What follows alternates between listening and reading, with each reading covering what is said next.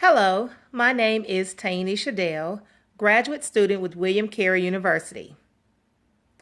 I will do my YouTube presentation on some key factors to be included in my teaching plan on common psychiatric medications. First, I would like to do a quick breakdown on the pathophysiology of psychiatric medications. Psychiatric medications affect three major neurotransmitters in the body. These are dopamine, norepinephrine, and serotonin. If you can remember, dopamine and serotonin act as a reward and a happiness hormone in the body. A good acronym for how to remember dopamine, how it affects the mind, is the first three letters of the word DOP, which is of the word dopamine. The D stands for determination, which is associated with getting a reward or motivation. The O will be assigned to the word obsession, which is associated with people with having drug habits and addiction. And the P will be pleasure receptors. As we look at the next neurotransmitter, serotonin, this is your happiness hormone, and we use serotonin to remember information. The acronym that we will use for it, we'll think of the word Siri from your iPhone users and look at the first three letters of the word serotonin, which is the SER. S will be used for sleep, E for emotion, and R for the word remember. Your serotonin is your happy hormone that helps you sleep, have emotion, and help us to remember. Our last neurotransmitter that we will associate in this patho part of our presentation is your norepinephrine. And we know norepinephrine to be seen with MAOI drugs and your atypical antidepressants. These are also associated or same as in the family of your epinephrine or your adrenaline. They're known as one stress hormone. And remember that the stress hormone turns on the sympathetic nervous system, which increases your heart rate and your blood pressure. But it turns off your parasympathetic nervous system. Norepinephrine, it controls the cognitive alertness from the sympathetic nervous system, which is your brain, your heart, and your lungs, but we're mostly associated with the brains at this time.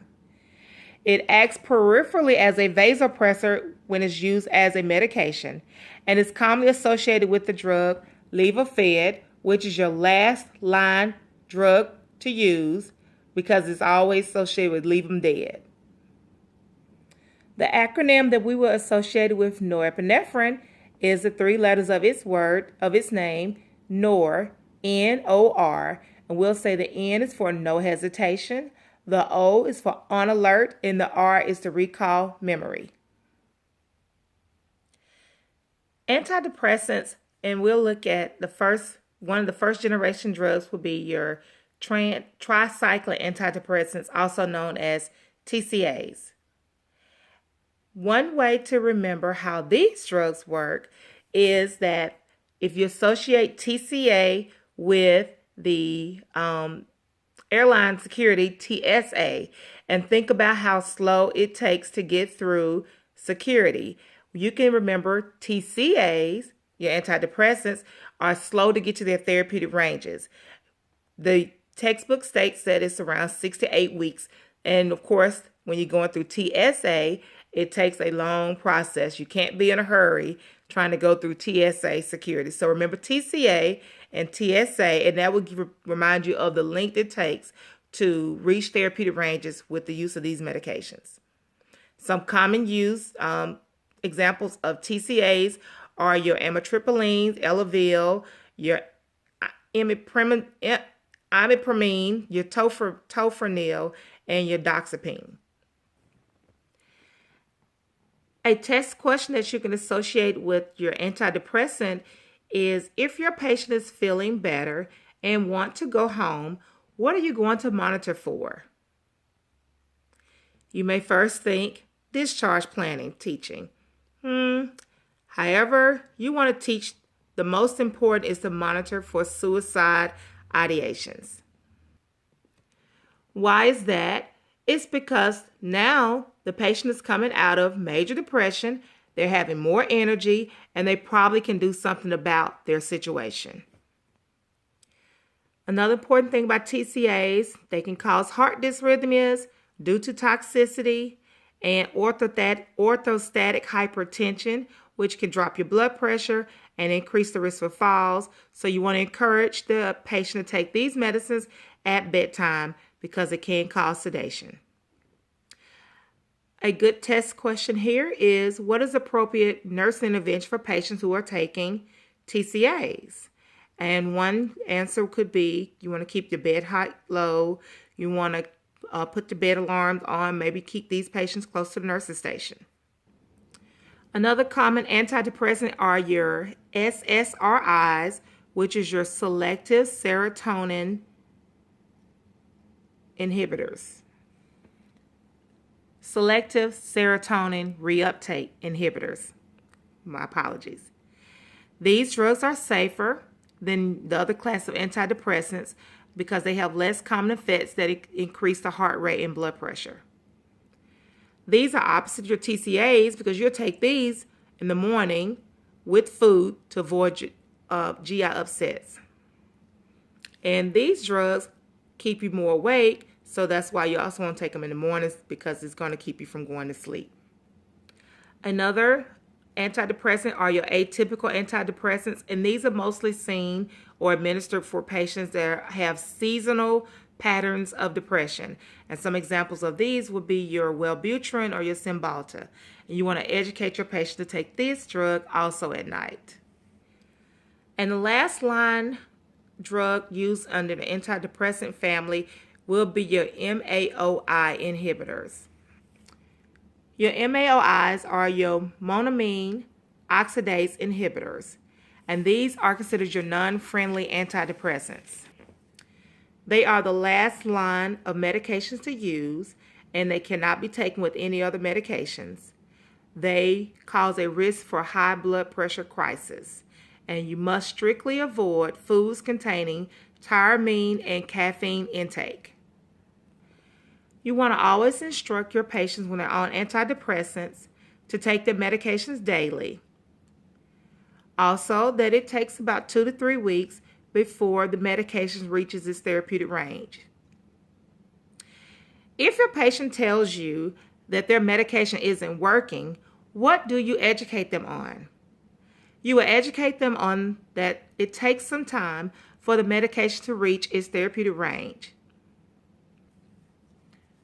You will also instruct the patient not to stop taking their medications abruptly, to slowly taper off the medication, because you can have a sudden relapse of depression or anxiety. One of the most important factors you always need to know when you're on antidepressants is that suicide risk is high the first month of therapy.